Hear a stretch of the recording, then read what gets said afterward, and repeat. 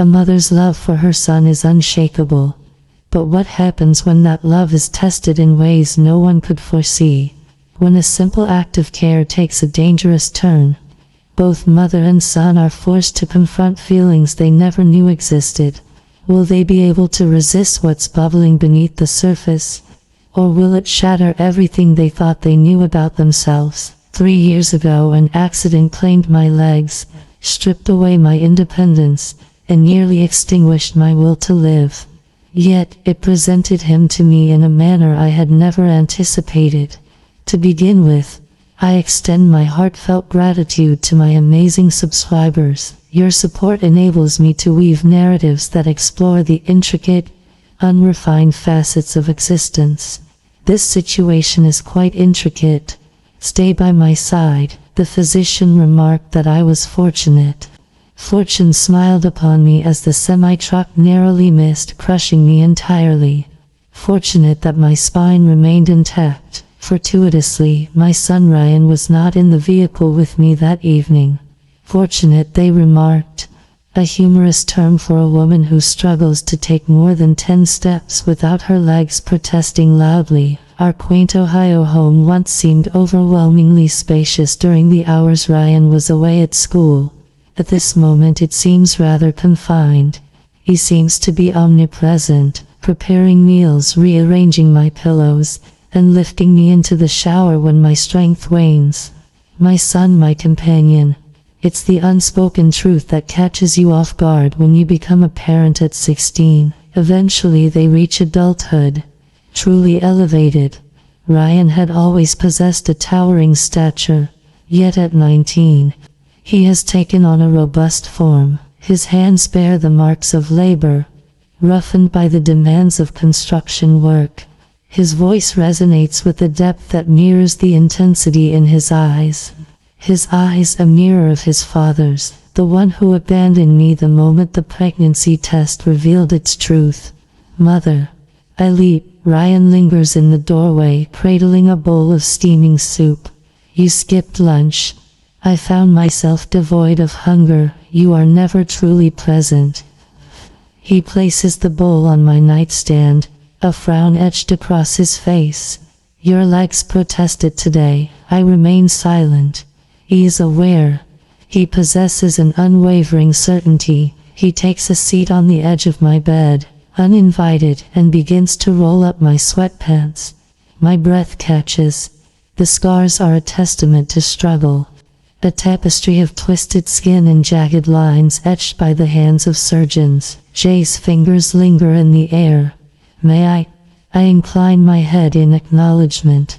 The initial contact is precise, working through the rigid muscles encircling my knee. Yet, his thumb discovers a knot close to my inner thigh, and I press my lips together. A subtle gesture of restraint. You seem tense. He whispers softly, you're completely unaware. With meticulous attention, he arranged my blanket, ensuring my comfort was paramount. His touch was imbued with tenderness, just shy of being inappropriate, yet enough to quicken my heartbeat. It's merely the warmth of his skin, I remind myself, the sweet release as the pain dissipates. Yet, as his fingertips graze the hem of my shorts, I find myself holding my breath. Ryan halts as well. For a single heartbeat too, neither of us stirs. He clears his throat, a subtle gesture, and gently tugs at my pant leg, pulling it down. Improved. Negative, indeed. Thank you, darling. He pauses as if there is more he longs to express. Instead, he picks up the soup bowl and departs. I gaze at the ceiling, revisiting those fleeting moments when his touch nearly ventured beyond the edge. For the first time in years I experience a sensation beyond mere pain. A thrill that feels perilous. The second time his fingers brushed against my skin, I realized it transcended the mere contours of my legs. The morning light poured through the curtains, overly bright and exuberant, clashing with the tempest brewing within my mind. Sleep had eluded me. With each flutter of my eyelids, Ryan's hand seemed to linger, an echo of his touch that refused to fade, lingering warmth of callous. I reassured myself that it was insignificant, a son lending a hand to his mother, a guardian soothing suffering. Yet the sensation of my skin igniting beneath his touch transcended mere pain. The soft creak of Ryan's door echoing down the hall jolted me back to the present moment.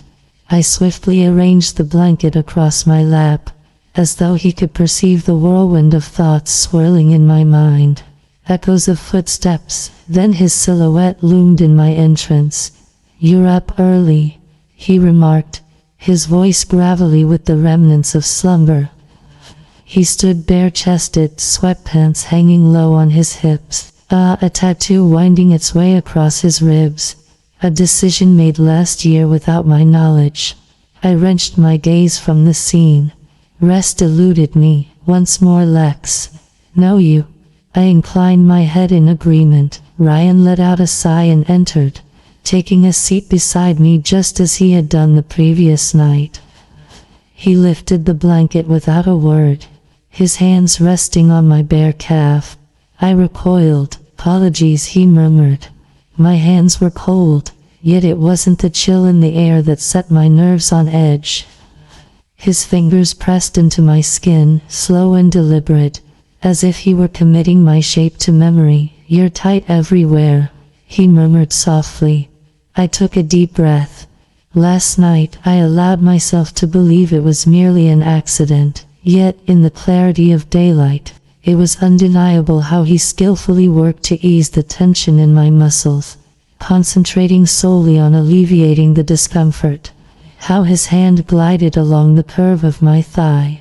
"Ryan, take a moment to unwind." His voice resonated with an unusual depth. "It is essential to find a moment of tranquility. Allow your body to find its peace." I wasn't resisting the massage. I found myself in a struggle against this. How my body responded to him, the moment my breath caught as his fingertips brushed against the hem of my shorts, the moment my stomach nodded as I caught his gaze upon me, not in the way a son gazes at his mother, but rather as a man regards a woman. The sound of my knock at the front door fractured the stillness of the moment. Ryan recoiled. "Are you anticipating a visitor?" "Absolutely not." He rose, his muscles taut and defined as he extended his limbs. "I shall retrieve it." I released a shaky breath, my skin still alive with the sensation of his touch. Whispers floated through the air from the living room. Mrs. Clark, our inquisitive neighbor, inquired if we required anything from the store. A courteous decline from Ryan, the door gently shutting behind him. Upon his return, his expression remained a mystery, shrouded in ambiguity. "Do you think she has an inkling?" he inquired. My heart ceased to beat. "What is it that they suspect?" He wore a sly grin. "We have yet to reimburse her for the casserole dish she graciously provided last month." I managed a laugh, though my hand shook, as for a fleeting moment I believed he was referring to us. On that night, rain pounded relentlessly against the windows. The tempest extinguished the light, enveloping the home in an abyss of shadows. Ryan ignited the candles, their dancing light casting shadows that played across his features. He settled next to me on the couch, so near that I could sense the warmth emanating from him. "Are you feeling cold?" he inquired. Not a deceiver, he gently laid a blanket over us regardless. Our legs grazed softly beneath it. Neither of us made a move to depart. The wind lingered beyond the threshold. A tree branch clawed at the roof, reminiscent of fingernails on a chalkboard.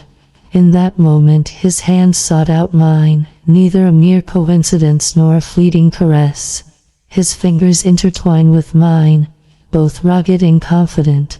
I ought to have distanced myself. I did not. In the flickering candlelight, his eyes appeared as deep as the night. A caution, an inquiry, a heartfelt request. With a sudden hum, the electricity surged back to life, illuminating the room in a brilliant glow. We recoiled as if scorched by an unseen flame. Yet the connection we share remains unbroken. Just one kiss and it shattered us, only to reshape us into an unexpected version of ourselves. The blackout transformed everything. For 3 days following that night on the couch, Ryan and I navigated our space like two unfamiliar souls, courteous, cautious, yearning for sustenance. His gaze lingered on my lips as I spoke. His hands hesitated as he assisted me to my feet. Once, in a moment of haste, I spun around and discovered him breathing in the fragrance of my hair that had lightly touched his shoulder. We were a spark igniting, leading to the inevitable detonation. It occurred on a Tuesday. Ryan had just returned home from work, his body carrying the scent of sweat mingled with the warmth of summer. He discarded his boots, the fabric of his white t-shirt clinging to his chest, dampened by the sweat that had soaked through. "Are you all right?" he inquired, his gaze lingering on my rigid form slumped on the couch, nearly aching. I conjured a smile. The day stretched on endlessly, silently. He approached and gently placed my legs across his lap. My breath hitched as his fingers pressed into my calf. "Your efforts are commendable, but perhaps you should consider taking a step back," he whispered under his breath. "Proclaims the young man who single-handedly reconstructed our porch ramp when the insurance turned its back on us, the man who lifted me up to the second floor each night, ensuring I reached my bedroom safely." His thumb dug into a knot close to my knee, and I stifled a moan. His voice carried a rugged edge. "Allow me the privilege of caring for you." Yet this was not care. This was desired. I noticed it in the way his jaw clenched as my skirt slipped higher, sensed the quiver in his fingertips as they ascended with a deliberate grace. As his hand brushed against my thigh, I seized his wrist firmly. We stood still. His pulse throbbed beneath my fingertips, then instructed me to cease, a formidable challenge, a heartfelt request. I ought to have expressed it. I ought to have pushed him aside, sought the counsel of a therapist, and acted as if this incident had never occurred. Yet I chose not to. I was unable to. I released my grip on his wrist. His kiss lacked tenderness. It was a blaze of passion and the rawness of teeth, a culmination of 19 years of emotions finally unearthing their liberation through the gentle embrace of understanding and care. His hands clenched in my hair, pulling me closer to him. We exchanged a tender embrace, overcome with gratitude and the instinct to survive. It felt as though this was the sole rhythm of our existence. I inhaled sharply, my fingers pressing into his shoulders. "It is not possible. We are already here." He grazed my lower lip with his teeth, a jolt of electricity coursing through me, igniting a fire deep within. "Do you sense that? That is us. And may the heavens assist me." I certainly felt it, the firm pressure of him against my hip. My body arched toward him, reminiscent of a flower reaching for the sun. This was incorrect, utterly misguided. Yet, as his tongue brushed against mine, my thoughts were consumed by a singular desire for more. We never quite reached the bedroom. Ryan pressed me firmly against the couch. His hips pressed against me as I tugged at his shirt with desperate fingers. The collar ripped, yet neither of us seemed to mind. "Gaze upon me." He let out a low growl. The moment I acted upon what I witnessed, it left me utterly broken. There was something deeper than mere desire reflected in his gaze. It was love, pure and undeniable. The sort that shatters bones, the kind that etches itself into memory. In the aftermath, as we lay entwined in quietude, the weight of reality began to seep in. Ryan's fingers danced in languid circles upon my exposed shoulder. "Are you all right?" "Negative." "Indeed." He was aware of my deception, just as I recognized his lack of remorse. When he finally spoke again, his voice was so soft that I nearly overlooked it. Since the tender age of 15, you have occupied my thoughts and desires. My stomach plummeted, for that signified this was no mere accident, it was bound to happen. Certain silences resonate with a volume that words cannot capture. The morning arrived, piercing and vivid. I rose before Ryan did. The burden of our actions bore down on me, palpable and heavy. The sheets retained his scent, a blend of sweat, sawdust, and an essence unmistakably masculine. My son, my source of strength, the individual who remained steadfast by my side when all others faded away. What have we done, oh God? He discovered me in the kitchen, lost in thought as I gazed vacantly at the coffee maker. Greetings, he murmured, his voice thick with the remnants of sleep. I found it impossible to meet his gaze. I found it unbearable to witness the softness reflected in his gaze, of the softness that ought to have remained absent. Mom placed a hand on my shoulder. Cozy, known, incorrect. I recoiled. The pain that momentarily crossed his features pierced more profoundly than the sharpest blade. We drifted through the day, circling one another like celestial bodies in a vast expanse. His attempts to capture my gaze, his fingers glazed against mine each time he handed me something. I am withdrawing, constructing barriers with each silent expression of gratitude. Kindly hand me the salt if you would be so gracious. By dinner, the atmosphere was laden with a tension so palpable it felt as though one could suffocate on it. You're punishing me, he finally said. He slid his plate aside. What am I safeguarding us from? From this point onward. My voice cracked. The glances we would receive if they were aware. From the shame that will consume us if we allow this to persist. His jaw clenched with tension. I held no shame. You shall be. That evening, I could hear him walking back and forth in his chamber. The floorboards groaned beneath his steps.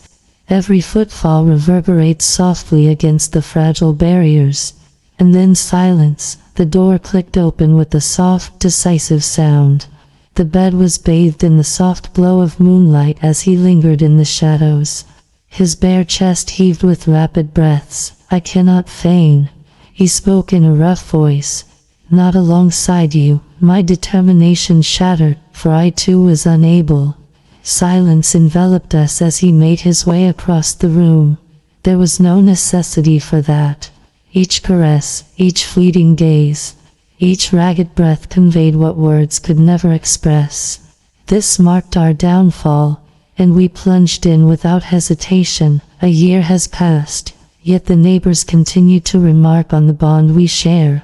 What a devoted son, Mrs. Acklaway remarks at the grocery store. Consistently showing remarkable devotion to his mother. I offer a courteous smile.